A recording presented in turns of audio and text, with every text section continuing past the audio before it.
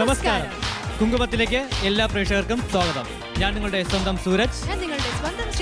പതിവ് പോലെ സെഗ്മെന്റുകളിലേക്ക് കടക്കാൻ സമയമായി. ആദ്യമായി കളിച്ചിരി നേരം. 3 പേരെ നമുക്ക് ഗെയിമിലേക്ക് പങ്കെടുക്കാൻ ക്ഷണിക്കാം. 3 പേര് റെഡിയായി വന്നേ.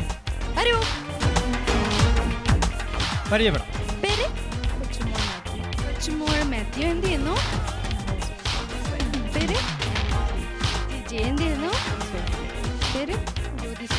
ജ്യോതിസ് കുമാർ. എന്ത് ചെയ്യുന്നു?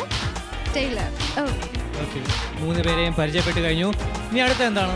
ഗെയിമിലേക്ക് പോകണം. ഒരു പാട്ട്. പാട്ട് ആരാണ് ഇവിടെ ഇതിൽ പാടുന്നത്? പാടുന്ന ആരുണ്ട്? മൈക്ക് കൊടുക്കോ? റെഡിയാണ് അവിടെ. മൈക്ക് കൊടുക്കും.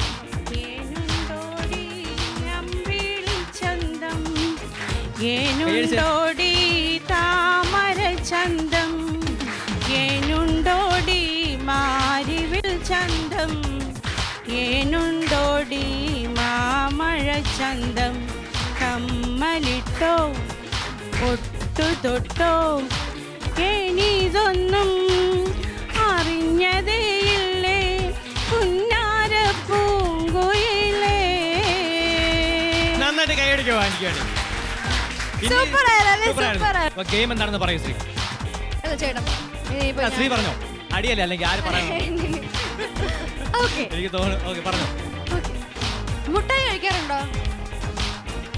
കഴിക്കും. എപ്പോഴും ഇഷ്ടമാണോ കഴിക്കാൻ മുട്ടായി? പലതരത്തിലുള്ള മുട്ടായി കഴിക്കാൻ ഇഷ്ടമാണോ? സാധാരണ പല്ല് പിടിച്ച് കടിച്ച് പൊട്ടിച്ച് ചവിട്ടി ഒക്കെയാണല്ലോ ചവിട്ടാറില്ല. നമ്മളാരും പൊട്ടിച്ച് കഴിക്കാറേ ഉള്ളൂ. തമാശക്കാണ് പറഞ്ഞത്. തമാശയാണ് നമുക്ക് തോന്നിയില്ല. കുഴപ്പമില്ല, ഞാൻ അഡ്ജസ്റ്റ് ചെയ്തോളാം. ഓക്കെ, അഡ്ജസ്റ്റ് ചെയ്യാം. ഓക്കെ. മുട്ടായി നിങ്ങളുടെ കയ്യിൽ തരും. 3 പേർക്ക് 3 പേരിൽ മുട്ടായി 15 മുട്ടായി വെച്ച് തരും. അത് എടുക്കുക, പരസ്പരം പതുക്കെ എറിഞ്ഞ് കളിക്കുക. മുട്ടായി വെച്ച് എറിഞ്ഞ് കളിക്കാറ്. മനസ്സിലായില്ലേ? സിമ്പിളാണ് ഗെയിം. ഓക്കെ അല്ലേ? റെഡിയാണല്ലോ? ഓക്കെ, നമുക്ക് മുട്ടായി കൊണ്ടുവരാം.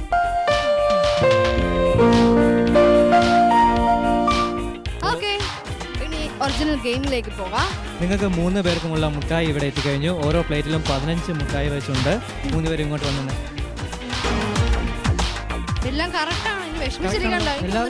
15 മുട്ടായി വെച്ചുണ്ട്. ആർക്കും കുറഞ്ഞു പോയിട്ടില്ല. ആസ്വദിച്ച് കഴിക്കാൻ വേണ്ടി 15 മുട്ടായി വെച്ച് ഓരോ പ്ലേറ്റിലുമുണ്ട്. ഗെയിം എന്താണെന്ന് വെച്ചാൽ 1 മിനിറ്റ് സമയം. അതിനുള്ളിൽ ഭംഗിയായി തൊലിക്കുക. കൈകൊണ്ട് മാത്രം. പല്ലുകൊണ്ട് കടിച്ച് പൊട്ടിക്കാൻ പൊട്ടിക്കാൻ ശ്രമിക്കരുത്. ഫൗളാണ്. കൈകൊണ്ട് മാത്രം. മുട്ടായി തിന്നിട്ടുണ്ടോ? അപ്പോൾ എളുപ്പമായിരിക്കും കേട്ടോ നിങ്ങൾക്ക്. ഓക്കെ അല്ലേ?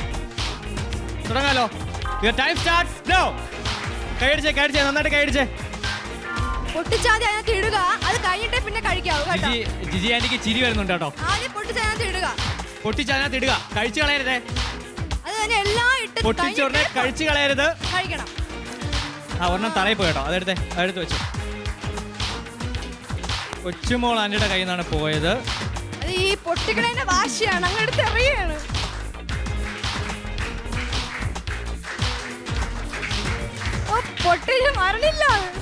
പൊട്ടിച്ച് കളയരുത് കേട്ടോ. പൊട്ടിച്ച് കയ്യിലെടുക്കണം. മുട്ടായി കയ്യിലെടുത്തിട്ട് അവിടെ വയ്ക്കുക. കയ്യിലെടുത്തിട്ട് അവിടെ വയ്ക്കണം. പൊട്ടിച്ച് കളയരുത്. കഴിക്കാനുള്ളതാണ്. തൊലി കളയല്ലേ? തൊലി അവിടെ തന്നെ ഇട്ടോ.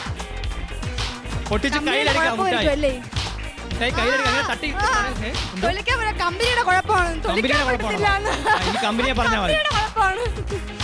ജിജി ആന്റി കുട്ടിക്ക് കമ്പനിയുടെ കുഴപ്പമെന്നാണ് പറയുന്നത്. കൗണ്ട് ഡൗൺ സ്റ്റാർട്ട് ചെയ്യാം. 10 9 8 7 6 5 4 3 2 1 0. ഓക്കെ. ഇവിടെ ജിജി ആന്റി 2 ആകെപ്പാടെ 2 ആണോ 1 മിനിറ്റ് കൊണ്ട് ചെയ്തത്? 2 മാത്രം. ആന്റി മുട്ടായി തിന്നാറില്ല എന്ന് എനിക്ക് മനസ്സിലായി അല്ലേ? ഇവിടെ നമ്മുടെ ജ്യോതി ചേച്ചി 1 2 3 4 5 6 മുട്ടായി ഭംഗിയായി തൊലിച്ച് വെച്ചിട്ടുണ്ട്. നന്നായിട്ട് കഴിച്ചേ. ഇവിടെ എത്ര എണ്ണമാണ്? കൊച്ചുമോൾ ചേച്ചി 1 2 3 4 5 6 7 8 9 10 എണ്ണം. 10 എണ്ണം. നല്ലൊരു കാര്യം എടുത്തേ. 1 മിനിറ്റ് കൊണ്ട് 10 മുട്ടായാണ് കൈ കൊണ്ട് മനോഹരമായി പൊളിച്ച് വെച്ചിരിക്കുന്നത്. അപ്പോൾ നമ്മുടെ വിജയ് എന്ന് പറയുന്നത് 11 എണ്ണം ഉണ്ട് കേട്ടോ. സൂരജിന് എണ്ണാൻ അറിയില്ല, നമുക്ക് ഇതിലൂടെ മനസ്സിലാക്കാൻ അല്ല, സാധിക്കുന്നതാണ്. അത് കവർ മറഞ്ഞു കിടന്നുകൊണ്ടാണ് കേട്ടോ. 11 സോറി സോറി. മതി, ഇനി നമുക്ക് മനസ്സിലാക്കാന്നുള്ളതേ ഉള്ളൂ, എണ്ണാൻ അറിയില്ല. നമ്മുടെ കൊച്ചുമോൾ ആന്റിക്ക് നല്ലൊരു കൈയടി. ഒന്നാം സമ്മാനത്തിന് അർഹത നേടിയ കൊച്ചുമോൾ ചേച്ചി വരുന്ന സമ്മാനങ്ങൾ കൈയടി. നന്നായിട്ട് കഴിച്ചേ. ഗൾഫ് ഗോൾഡ് നൽകുന്ന സമ്മാനം, ചിന്നൂസ് ജ്വല്ലേഴ്സ് മുക്കട നൽകുന്ന സമ്മാനം, ധന്യ ഫർണിച്ചർ കൊട്ടാരക്കര നൽകുന്ന സമ്മാനം, Nisha margin free building materials Ulloor നൽകുന്ന സമ്മാനം, ഫെങ് ഷൂയി കൺസൾട്ടന്റ് സൂര്യമഠം നൽകുന്ന സമ്മാനം, കൃപാലയം ഓൾഡ് ഏജ് ഹോം കൃപ ഹോം നഴ്സിംഗ് നൽകുന്ന സമ്മാനം, കൊല്ലം സുപ്രീം നൽകുന്ന സമ്മാനം, പവൻ നല്ലെണ്ണ നൽകുന്ന സമ്മാനം, അറഫ ഗോൾഡ് നൽകുന്ന സമ്മാനം, SN glass house and hardware Balaramapuram നൽകുന്ന സമ്മാനം, Kannad finance and electrical Chengannur നൽകുന്ന സമ്മാനം. എന്താ കയ്യടി ഇല്ലേ? KS ടാംബ്രിൽ നൽകുന്ന സമ്മാനം ആൻഡ് പെരിയാർ റൈസ് നൽകുന്ന സമ്മാനം. സന്തോഷായോ? സന്തോഷായില്ലേ? രണ്ടാം സമ്മാനത്തിന് അർഹത നേടിയ ജ്യോതി ചേച്ചി മുന്നിലോട്ട് വന്ന്. ജ്യോതി ചേച്ചിക്കുള്ള സമ്മാനങ്ങൾ മറിയാസ് പിക്കിൾസ് കയ്യടി, ഗ്രീൻ ടീ ഔഷധ ചായ ആൻഡ് ഗ്രീൻ ചാണ കോഴിക്കോട്, ആയുർവേദ ശിരോമണി സദാനന്ദൻ വൈദ്യർ നൽകുന്ന സമ്മാനം, പുത്തൻപുരയ്ക്കൽ ഫർണിച്ചർ ആയൂർ നൽകുന്ന സമ്മാനം, മാ വാഷിംഗ് പൗഡർ നൽകുന്ന സമ്മാനം, building constructions and developers Karamana നൽകുന്ന സമ്മാനം, Karthika granite and sanitary ware Neyyattinkara നൽകുന്ന സമ്മാനം ആൻഡ് ടെൽ ജോൺ ഇടിമിന്നൽ രക്ഷാചാലകം നൽകുന്ന സമ്മാനം. സന്തോഷായോ? ഓ സന്തോഷായി. മൂന്നാം സ്ഥാനത്ത് വന്നത് ജിജി ചേച്ചി. ഞാൻ ചോദിച്ചു ഈ ആന്റിക്ക് ആയിരിക്കും ഫസ്റ്റ് ആയിരിക്കും, വരവ് കണ്ടപ്പോ ഞാൻ അങ്ങനെ വിചാരിച്ചത്. ജിജി ആന്റി മുന്നിലോട്ട് വന്നേ. അങ്ങനെ വിചാരിച്ചത്. ജിജി ആന്റിക്കുള്ള സമ്മാനം മുന്നിലോട്ട് വന്നേ. വേണ്ടേ? ഇവിടെ നിൽക്കുകയാണോ? ഉറങ്ങി നിൽക്കുകയാണോ? വേണ്ടല്ലേ പൈസ? സമ്മാനം വേണ്ടേ? അനൗൺസ് ചെയ്ത സമ്മാനം. ചേച്ചിക്കുള്ള സമ്മാനം Gulf gold green tea and Puthenpurackal furniture. സന്തോഷായോ? ഇന്നത്തെ കളിച്ചു നേരം നിങ്ങൾക്ക് ഏവർക്കും ഇഷ്ടപ്പെട്ടു എന്ന് വിചാരിക്കുന്നു. അടുത്ത സെഗ്മെന്റിലേക്ക് പോകേണ്ടതുണ്ട്. അടുത്ത സെഗ്മെന്റ് സൗന്ദര്യം.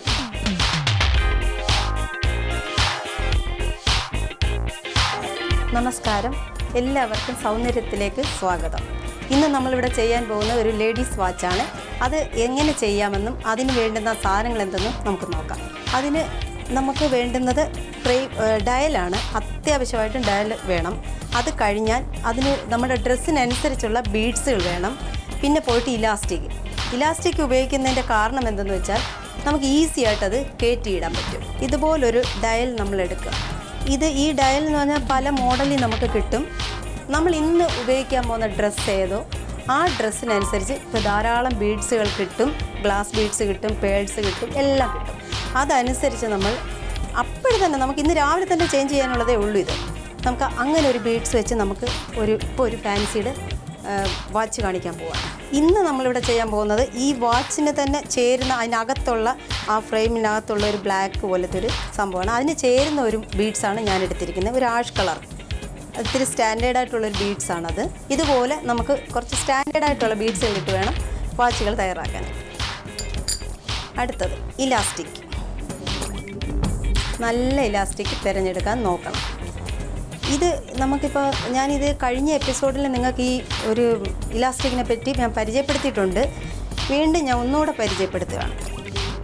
ഇതിപ്പോൾ നമുക്ക് ഒറ്റ ഹോളേ ഉള്ളൂ. ചില വാച്ചിനൊക്കെ 2 ഹോള് വരുന്നുണ്ട്. അതനുസരിച്ച് വേണം നമ്മൾ എടുക്കാനായിട്ട്. അപ്പോൾ 2 ഇലാസ്റ്റിക് എടുക്കേണ്ടി വരും നമുക്ക്. നൂലിൽ ചെയ്താലുള്ള ദോഷം എന്താണെന്ന് വെച്ചാൽ നമുക്ക് പ്രസ് ലോക്ക് മാത്രമേ ഉപയോഗിക്കാൻ പറ്റുള്ളൂ അവിടെ. അപ്പോൾ ഒരാളുടെ സഹായം നമുക്ക് എപ്പോഴും ആവശ്യമായി വരും. അതിന് പകരം മാഗ്നറ്റിക് എന്ന് പറഞ്ഞുകൊണ്ടൊരു ഇങ്ങനൊരു സംഭവം കിട്ടും നമുക്ക്. ഇതിച്ചിരി അകത്താനൊക്കെ ഇച്ചിരി പാടാണ്. ഇതുപോലെ നല്ല ക്വാളിറ്റി ഉള്ള സംഭവം വേണം എടുക്കാനായിട്ട്. നമ്മൾ വാച്ച് ഉപയോഗിച്ചുകൊണ്ടിരിക്കുമ്പോൾ ചിലപ്പം അത് ക്വാളിറ്റി കുറഞ്ഞ ഐറ്റംസ് ആണെങ്കിൽ പവർ കാണത്തില്ല ഇതിന്. ഇതെന്ന് വെച്ച് കഴിഞ്ഞാൽ ഇതിന് നല്ല പവറാണിത്. ഈ പവറിൽ നമുക്ക് ഒരാളുടെ സഹായമൊന്നും ആവശ്യമില്ല, നമുക്ക് മാത്രം ചെയ്യാവുന്നതാണ്. കഴിവതും ഒന്നുകിൽ ഇതുപോലത്തെ ഈ മെറ്റലിൻ്റെ ഐറ്റംസ് ഉപയോഗിക്കുക, അല്ലെന്നുണ്ടെങ്കിൽ ഇലാസ്റ്റിക് ഉപയോഗിക്കുക. ഇത് രണ്ടുമായിരിക്കും നമുക്ക് ഏറ്റവും നല്ലത്. പ്രസ് ലോക്ക് നമുക്ക് മറ്റൊരാളുടെ സഹായം വേണ്ടി വരും. ഇനി നമ്മളിത് ഇലാസ്റ്റിക് ഇടുകയാണ്. ഇതിലേക്ക് ഒറ്റ ഹോളായതുകൊണ്ട് പെട്ടെന്ന് നമുക്ക് ചെയ്യാൻ പറ്റും. ഇതുപോലെ കെട്ടുക. ഞാൻ പറഞ്ഞില്ലേ, ചില ഇലാസ്റ്റിക് നമുക്ക് എത്ര കെട്ടിയാലും അങ്ങോട്ട് കെട്ട് മുറുകയുമില്ല, കെട്ടിക്കൊണ്ടേയിരിക്കണം, വലിഞ്ഞ് പോകും. അങ്ങനെ പാടില്ല. നല്ലൊരു 3 കെട്ട് കെട്ടുക. കെട്ടിയതിന് ശേഷം ഇതിനെ പശയൊന്നും തേച്ച് നമ്മുടെ നൂല് ഫിക്സ് ചെയ്യുന്ന പോലെ ഒന്നും ചെയ്യാൻ പറ്റില്ല. അതുകൊണ്ട് നമ്മൾ എന്ത് ചെയ്യുക വെച്ചാൽ ഇവിടെ വെച്ച് ലാസ്റ്റ്, ഇപ്പോഴല്ല, ഇവിടെ വെച്ച് കട്ട് ചെയ്ത് ജസ്റ്റ് ഒന്ന് ഉരുക്കി കൊടുക്കുക. ഇതിപ്പോൾ നമ്മൾ കുറച്ച് ആവശ്യത്തിന് കട്ട് ചെയ്തെടുക്കുകയാണ് ലാസ്റ്റ്. ഇങ്ങനത്തെ ഒരു ബീഡ്സാണ് നമ്മൾ ഇടാൻ ഉദ്ദേശിക്കുന്നത്. തുടരെയായിട്ട് നമ്മൾ ഈ ബീഡ്സ് ഉപയോഗിക്കേണ്ടി വരും.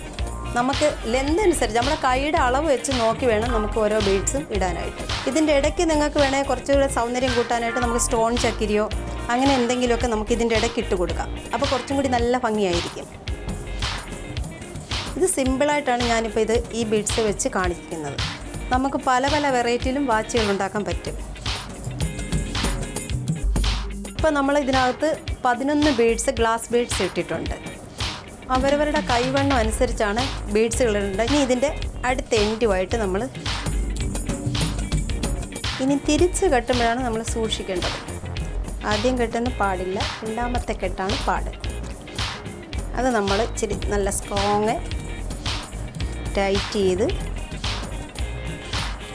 നമ്മൾ ഈ ഇലാസ്റ്റിക് നമ്മൾ പറയുന്ന പോലൊക്കെ തന്നെ ഇരിക്കും. അതുകൊണ്ടാണ് ഞാൻ ഇലാസ്റ്റിക്കിൻ്റെ കാര്യം വീണ്ടും പറഞ്ഞ് നിങ്ങൾ മനസ്സിലാക്കിയിരിക്കുന്നത്. ഇങ്ങനെ ഒരു 2-3-4 കെട്ട് കെട്ടുക ഇതിലും. ഇപ്പോൾ ഞാനിത് നിങ്ങളെ പ്ലെയിനായിട്ടാണ് കാണിച്ചിരിക്കുന്നത്. ഇതിനിടയ്ക്ക് നമുക്ക് ഈ ഗ്യാപ്പ്, ഈ 2 ബീഡിൻ്റെ ഇടയ്ക്കായിട്ട് നമുക്ക് ഓരോ നമ്പർ 3 മണി ഇതിൻ്റെ തന്നെ ആൻറ്റി കളർ കിട്ടും. ആൻറ്റി കളർ ഉപയോഗിക്കാം. പിന്നെ അതല്ലെന്നുണ്ടെങ്കിൽ പല പല കാര്യങ്ങൾ നമുക്ക് ഇതിനകത്ത് ഇട്ട് കൊടുക്കാൻ പറ്റും. അതിനെ കൂടുതൽ, ഈ വാച്ചിനെ കൂടുതൽ ഭംഗിയാക്കാൻ പറ്റും. ഇതിപ്പോൾ ഇങ്ങനെ മാത്രമല്ല നമുക്ക് ചെയ്യാൻ പറ്റുന്നത്. വേറൊരു മോഡലും ഞാൻ നിങ്ങൾക്ക് കാണിച്ചു തരാം. ഇതിനിപ്പോൾ നമ്മൾ കെട്ടി ഫിനിഷ് ചെയ്തിട്ടുണ്ട്. ഇത് ബാക്കി വരുന്ന ഭാഗം ഈ എൻഡ് നമ്മൾ കട്ട് ചെയ്ത് കളയുക. ഇതുപോലെ ഞാൻ വാച്ച് തയ്യാറാക്കി ഞാൻ എൻ്റെ കയ്യിലിട്ടിരിക്കുകയാണ്. ഇതുപോലെ തന്നെ നിങ്ങൾക്കും സ്വന്തമായിട്ട് തയ്യാറാക്കി വാച്ചുകൾ ഉപയോഗിക്കാം. നമ്മളിപ്പോൾ ആ വാച്ചിൻ്റെ എല്ലാ പരിപാടിയും കഴിഞ്ഞിട്ടുണ്ട്. ഇനി അടുത്തൊരു വാച്ചിനെ പറ്റി ഞാൻ കുറച്ച് കാര്യങ്ങൾ പറഞ്ഞു തരാം. ഇത് നിങ്ങൾ ശ്രദ്ധിച്ചോ, ഇതൊരു ക്രോസിംഗ് ആണ്. നമുക്കിങ്ങനെയും വാച്ച് ചെയ്യാം. ഈ ക്രോസിംഗ് ഇപ്പം ഞാനൊരു റൈസ് പേൾ, ഒരു ഗോൾഡൻ ആണ് ഇട്ടേക്കുന്നത്. അതിൻ്റെ ഇടയ്ക്ക് നമുക്ക് വൈറ്റ് ഇട്ട് കൊടുക്കാം. കളർ റൈസ് പേൾ വരുന്നെങ്കിൽ അതിട്ട് കൊടുക്കാം. പിന്നെ അതെല്ലാം ഉരുണ്ട പേളുകളാണെന്നുണ്ടെങ്കിൽ അതിനെ ക്രോസ് ചെയ്താൽ മാത്രം മതി. നല്ല നല്ല സുന്ദര വാച്ചുകളായിട്ട് ഇറങ്ങി വരും ഇതെല്ലാം. ഇതിപ്പോൾ ഞാൻ ഇട്ടേക്കുന്നത് പ്രസ് ലോക്കിലാണ്. മറ്റൊരാളുടെ സഹായം നമുക്ക് കൂടിയേ തീരും. അതുകൊണ്ടാണ് ഞാൻ പറയുന്നത് നമുക്ക് പ്രസ് ലോക്ക് വേണ്ട. ഈ വാച്ച് നിങ്ങൾക്ക് ഇഷ്ടപ്പെട്ട് കാണുമല്ലോ.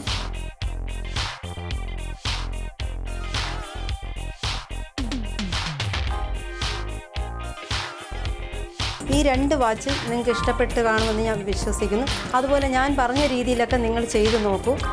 അടുത്തൊരു എപ്പിസോഡിൽ പുതിയൊരു ഓർണമെൻറ്റ്സായിട്ട് ഞാൻ വരുന്നതാണ്. അതുവരെ നമസ്കാരം. ഇംഗ്ലീഷ് ഭാഷയുടെ മായിക ലോകത്തിലേക്ക് നിങ്ങളെ കൂട്ടിക്കൊണ്ടുപോകാൻ റീത്ത ചേച്ചി എത്തുന്നു. നമുക്ക് കാണാം മധുരമ മറുഭാഷ.